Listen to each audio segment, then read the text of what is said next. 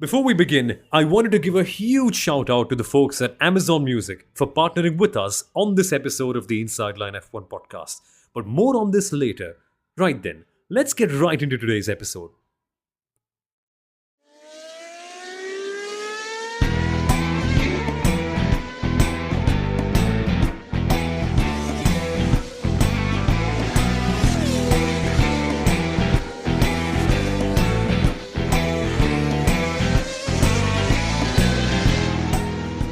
Oh, Leclerc takes off. He's across the finishing line. It's one Ferrari. It's two McLaren. I'll stop there. No Red Bulls in the Done. top three for you. Interesting, huh? Interesting. I see where your allegiances are.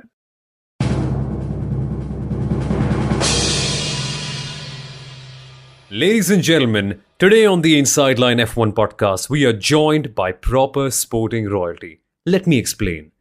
In the world of sports, it's so hard to get the Holy Trinity done being a player, being a coach, and an excellent broadcaster too. Now, think of some of the most famous people in sport. Shaquille O'Neal, excellent player, an excellent pundit, but in the world of coaching, it just never really got going. On the other hand, in football, think of Jose Mourinho, a brilliant coach, one of the finest minds in the game, and an even better and more exciting pundit who, at times, has the ability to captivate with his words, something that we all are a fan of. But did it work out as a player? It just didn't. Our next guest, however, is something else. There's literally nobody like him. And I mean it because nobody can match the success he's had on the pitch, being a Cricket World Cup winner, as a coach, being one of Team India's most successful cricket coaches of all time, and also as a broadcaster because our generation, my generation that is, primarily knows him for his explosive commentary filled with energy. And would you believe it? He's actually inspired by one Martin Brundle. Yes, indeed, I'm talking about Ravi Shastri, who is back on the Inside Line F1 podcast. Now, the last time Ravi was here, we discussed a lot of fun stuff about Formula One, about his inspiration that he took from Martin Brundle, about how his love for Formula One started, and what he thinks of all the drivers at that time, and how would he coach younger drivers starting out their journey. However, this time out, it was something a bit different, something a little bit offbeat, that initially I thought, how's that going to work out? But it turned out to be true. Ravi Shastri predicted before the British Grand Prix that Lewis Hamilton could upset the odds and win it in front of the home crowds. I wonder how that worked out. Apart from that, Ravi and I also discussed tons of cricket. We also spoke a lot about who Ravi's favorite Formula One driver is, and it's not who you think it is. And also, we spoke about Kush Mehni and his exploits in Formula 2. If you're a cricket fan, you're going to love this. But even if you're not a cricket fan, just listening to Ravi's insights and the way he looks at the world of sport is something you will greatly appreciate. Let's listen in, shall we? Coach, I've always wondered what would happen if you had the chance to commentate on a Formula One race. I've always wondered what Ravi Shastri would sound like at the start of a Formula One Grand Prix. Crofty uses 5 lights and away we go. What would be your catchphrase? How it'll be. Just the pace of the race is such, you'd be wound up. There's no question about that. And I know try and build up tosses in India and world over, in big games. But here you don't need any motivation whatsoever because just the noise at that time, with everyone revving up their engines, is enough to make you rev up and take off. So would that be your line? It's time to take off. The British Grand Prix is good to go. Absolutely. For me, it's very spontaneous. What happens on the spur of the moment, what comes to my head, that'll happen. It's incredible. But coach, I really want to talk to you a lot more about what we've seen in the world of cricket as well before we get to Formula One. It's interesting because you have started out a trend of Indian cricketers going to Formula One races. After you, we've seen Shreyas Iyer and Yuvraj Singh both be seen at a race. Have you been giving them tips that this is the place to be at a weekend? No, not really. I followed Formula One from very early. I mean, in the 80s, in my time, if I had a Sunday off, I would be in the pub. And, the race would kick off at 2 o'clock. And it was the era of Senna, Prost, Mansell, Niki Lauda. That was my generation. Then came Schumacher after that. But Coulthard was also there in that list. So 2 o'clock, all our gang would, you know, get together in the pub and watch the race. And Martin Brundle, you know, his voice. He's still around, and which is fabulous. Wait, have you gotten a chance to meet him so far at the race? He must have been here at the weekend, I right? haven't, but I haven't, but should be here. This is the British Grand Prix. I mean, come on, that would be the perfect crossover. Your tosses, his grid walks. It's the best thing in the world, isn't it? He's seasoned. He's been around for a long time and does a great job. I generally want to understand the mindset and the psychology of great athletes at that level, which is something you've seen and experienced through your career and so many people you've also coached with. And the driver in Mm, mind for me, particularly at this stage, has to be Lewis Hamilton. He's been a mm, great. He's seen and done everything there is to do. But he's at that stage of his mm, career where a younger rival is actually coming in and beating him. Now, what does mm. that feel like? And then how do you get out of that scenario? And for all the players you must have seen in your time as well, it must be such a hard thing to go through, right? Yeah, it is hard, but as a sportsman, you realize, you're not at the prime of your career. You are not what you were 10 years ago or 12 years ago. But deep down, you want to compete. Let me assure you, if he gets half an opportunity, he will want to compete. If things go well, he's in the zone. He's not going to let up that easily, because that desire to win will still be there. Since you have been a champion before, you don't become not thinking of being a champion that quickly. Hmm. So as long as he's there, expect a fight, And do you like and none so more here. His track record here is fabulous.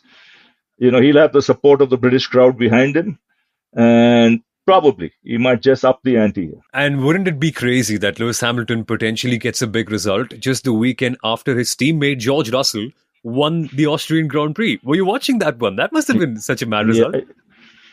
yeah, and then you will have to change that word, old man. He's not an old You'll man. say the old youngster. The old Yeah. youngster. See, now I like that about Lewis. I like that.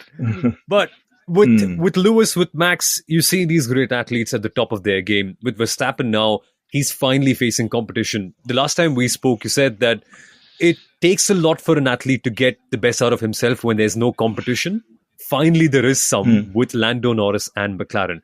Does that battle really Mm. excite you heading into this race? Fabulous. You see the points table. They're ruling the top four. If you look at it, and it's going to be great fun, because all top class drivers. And for me, the challenge is who counters these conditions the Hmm. best. When it's dry, it's sunny. It's a level playing field for everyone. But here, as good a car as you may have, it's the skill of the driver that will come into play.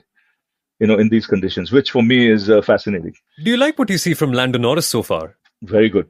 He's hiding behind there quietly. He's very, very good. And of course, Leclerc is there. He won in Monaco. These are conditions he might like as well.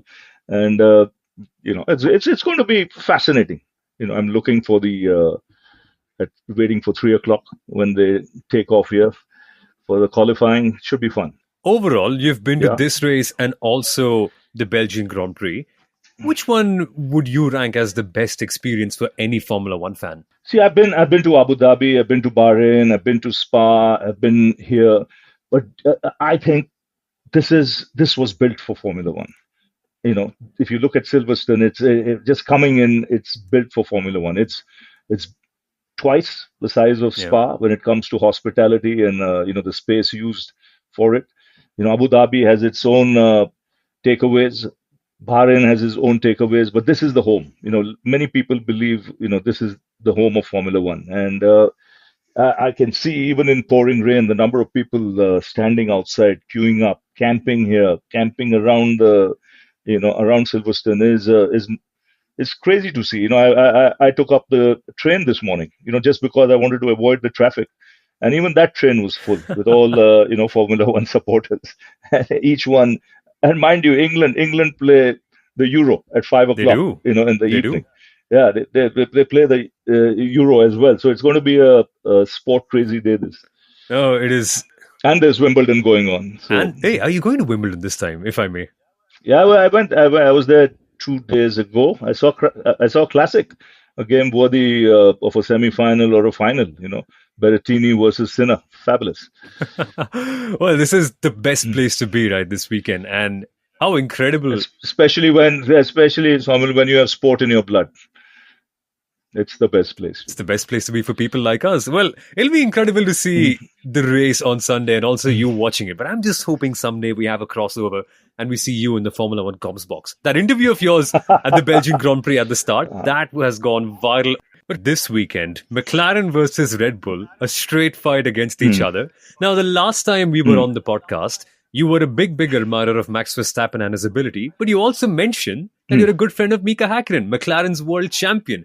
Has he made you a Lando Norris fan so far? Not really. No, but Lando Norris is very good. I met Oscar last time, and Oscar has done wonders this season. He's firing on all cylinders. He was anyway, talked about as the emerging star and the young man from Australia. So he's done really well. But in these conditions, I think it'll be a challenging race. It should be fun with the rain coming down. The track's a little slippery. Tires that are different. It should be fun. Safe to say you're backing the Aussie for the win here? Backing the I won't I like good racing, but the Australians, they compete, so let's be rest assured about that. Well, speaking of young stars, right, we've got a young Indian rising star called Kushmeni also competing this weekend in Formula Yep, 2. yep, he's Yeah. number three at the moment. His father sent me a message. I was to go down to the grid to meet him, but just the traffic reaching here. He was on the grid at 12:50. I was going to say hello to him, but I came in a little late. But I'll catch up with his dad or him later. Isn't it phenomenal that, I think his brother. Last time, I think his brother was racing Arjun, correct? right? Yeah. Oh, good Yeah, spot. You yeah, really do follow the sport very well, huh? That's lovely. But it's yeah. it's phenomenal that we've Mm. got these young Indians everywhere, right? Sort of popping up and making their name in the sport. What does it feel for you to see someone like Kush up there at this level? I think fabulous. I just saw him go through a couple of laps, and it's wet out there. It's raining. He's number three at the moment, and his car is flying. So it's great to see because this is it doesn't get bigger than this. It's F2. Next is F1. So for him to reach that level is fabulous. And good luck to him. Hope he does well today. I think he's might be on the fourth or fifth lap now, sixth lap. Fingers crossed on that. But I have to draw some parallels Mm, because now that we see Kush in Formula 2, it reminds me a lot of this young Indian side that are now playing in Zimbabwe and Sri Lanka. It's interesting because the big gods of the team, the greats, Rohit Sharma, Virat Kohli, and Jadeja as well, have passed on the baton to this younger generation who will now be starting their mm, journey in the next couple of series. mm, What do you make of that? mm. What do you make of this squad that's going there? And who are the players who you really have in mind for the next set of India's T20 journey? I think all 11 of them. I think the talent pool and the bench strength is so good. It's just a matter of time before India starts getting on a run. The monkeys off the back. You won a World Cup after 13 years. I mean, you won the 50 over World Cup in 11, now 24, 13 years. Uh, and I think you will win a lot more in the next 15 years because the talent that's coming out is terrific. The IPL keeps producing stars, and there will be competition for places in time to come. But it's lovely, right? Openers like Shubman Gill, Yashasvi Jaiswal, two of the best in the IPL, both There's, together. there's a pool of talent there, and you can't rest on your laurels. If you rest on your laurels, you take it easy. Someone else will take your spot. So there are plenty there. There are plenty out. I don't want even to start with one name because there are about 10 or 11 there. Who could push each That's other. the best part of it, isn't it? Like, and I'm so glad that you're now enjoying it, watching it from the background, because being there as a coach and then selecting those people, you must have had a few gray hairs at Hmm. that time, even though you are one of the chillest people out there. No, but it takes its toll. I was there for 7 years, and I think 3 years and 2 years in COVID really, took the hell out of everybody. Not just the players, but the support staff, and just the travel became difficult. It was the toughest time in the game, since the Second World War, and it wasn't easy. But now that it's all over, it's all behind us. I think it's time for the youngsters to come to the fore. So many of the players who played under you were a part of that winning team that we saw in the USA and West Indies. And it must have Mhm. gotten a tear out of your eye, right? Seeing that moment, seeing them lift a trophy. It's years of burden finally gone over. Absolutely, because there was no question in my mind that at some stage this team was good enough to lift the World Cup. And I remember even when I finished, I told them, "Listen, tough luck. You lost. You didn't make it this time, but your time will come. You just got to be patient. I mean, you're too good a side not to win a World Cup, and the whole world knows it. It's not you, just you, but everyone. All other teams also know that this is a dangerous team. It can pick up the World Cup, and I'm glad it's happened at a time when a lot of them were finishing with white Yep. ball in T20 format. Rohit, Jaddu, Virat, and to get it at that time was fabulous. And I was very happy for Rahul as well because he was the right man to take over when I finished. He had never won a World Cup in his career, so then to be part of a team on his final day as coach of India to get that opportunity, fabulous. How were you celebrating? We didn't see you at the parade in Mumbai. Were you traveling at that time? No, I was in London because I called the end of the game, and then I flew to London just before the hurricane, hit there, and then I had some stuff to do here. I think parades I've been on in the with the '83 team. It's something I saw from a distance, and I just reminisce the past. But I really want to talk about Jasprit Bumrah for a second. The way he clutched that match at the end. Does any Formula One driver remind you of Bumrah in that pressure situation at all? Anyone who can handle it as No, much? it reminds you of all the greatest sportsmen. Hmm. When it matters, the Zen master, ticks in. It reminds you of Jordan with 2 seconds to go, or he'll fire one in. They're going neck to neck. If it's Hamilton and Leclerc, you know, they'll go for each other. They'll try everything to go past one another. So it happens in sport. And the fun happens when the game goes down to the wire, and then you see international top class sportsmen raising the bar, and that's fun for me. But let's talk about your passion, Formula One. You're here to chill this weekend. You're here with the Stake Sauber team, who's going to become Audi Yeah. next year. Your beloved Audi. What do you feel about them coming back? It'll be a double whammy, isn't it? Next year would be 40 years of India winning that World Championship of Cricket and me winning that car. I call it India's car, the nation's car, and it'll be 40 years old on the 10th of March. So the timing could not be better. A real proper double whammy. It'll be awesome to see you supporting Audi, and there's some saying that Carlos Sainz might end up going there. So that's a good player to start Well, off with. yeah, I'm hearing a few little birds talking in that way. I'm happy for that. But, moment I get to know, actually, I'll let you know then. But what's your weekend been like so far? What does Ravi Shastri actually do in a Formula One paddock? Who does he meet? What do you do on the entire weekend? No, I just observe. You get all sorts, the hospitality, just to see the drivers, the team that goes behind in, you know, getting this whole setup in place, the engineers at the background, the guys in the pit, to change those tires in a split of a second, decisions to be made. It's not a sunny day today. It's raining. What sort of tires to use. When to come in for a pit stop. It's for me, it's fascinating. Where all these things have to be done in a split of a second, and you realize that even though it's an individual sport, it requires a lot of teamwork. Lot of teamwork goes behind the scenes to make actually someone get up there on the podium, which is fabulous. It's a sport of cool heads, isn't it? You need a cool head. Yes, the noise on the outside is loud enough. You need to have a bloody cool head if you have to, make the right decisions in a split of a second. Great to speak to you once again, Coach. Thank you for your time, and thank you for coming on the Inside Pleasure. Line F1 podcast.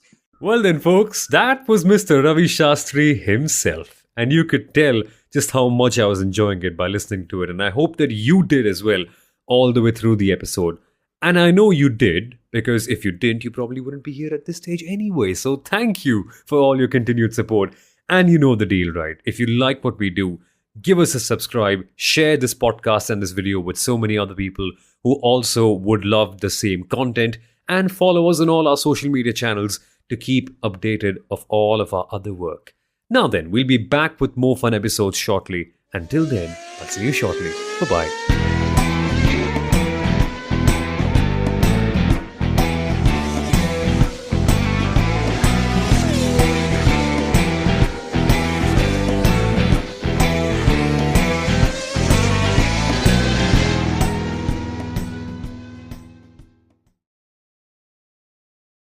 Thank you so much for tuning in to this episode of the Inside Line F1 podcast. Before we ended, I just wanted to say a huge thank you to Amazon Music once again for partnering with us on this episode of the podcast.